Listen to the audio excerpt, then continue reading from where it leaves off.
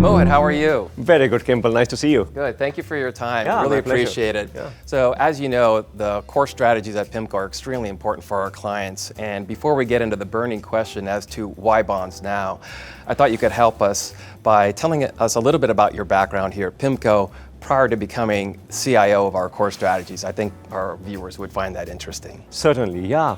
I've been at the firm now 17 years. Over the last 17 years I've been here, I've had the tremendous pleasure of working with some of the most talented individuals in this industry.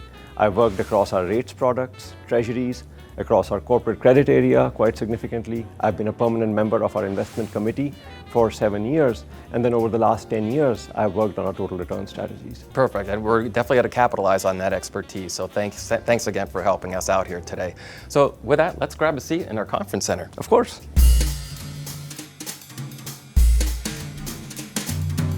Mohit, this is a very special room for PIMCO here at our conference center.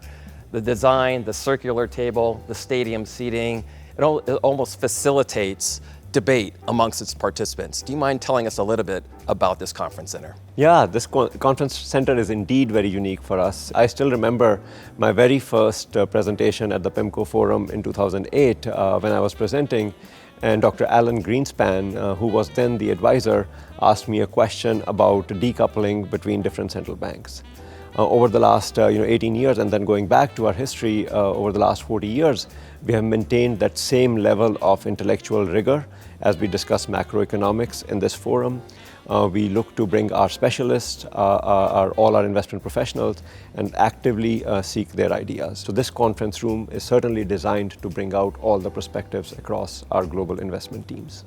So forums happen quarterly and provide the guardrails for our longer-term views. Let's talk about portfolio construction, or more to the point, why active management for fixed income? Yeah, I think fixed income provides a very healthy opportunity set to be able to add value through active management. Through active management, investors can achieve potential returns that are above what might be achievable in a passive context.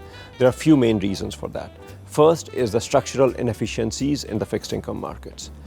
We believe there are structural inefficiencies across the rates market in the treasury spline curve, across the mortgage market between different coupons, and then across the credit market based upon ratings as well as balance sheet related concerns. So these structural inefficiencies provide that first source of alpha in fixed income. The second is through what we would call thematic views. This is where we would bring in all of our macroeconomic expertise, our robust bottom-up analysis, as well as our valuation frameworks to take active views that are somewhat different from the market and thereby add additional potential excess return or alpha on top of that is what is provided by structural opportunities. And then the third is what we would categorize as opportunistic expressions. Opportunistic expressions more recently include global relative value. So that opportunistic expression around rates as well as currencies can be that additional source of excess return, thereby allowing investors to capture a meaningfully higher return relative to what is offered by passive indices. Okay, so along those lines, the hallmark of the PIMCO strategy really is active, well-diversified core portfolio, the ballast, if you will, in a client's overall asset allocation.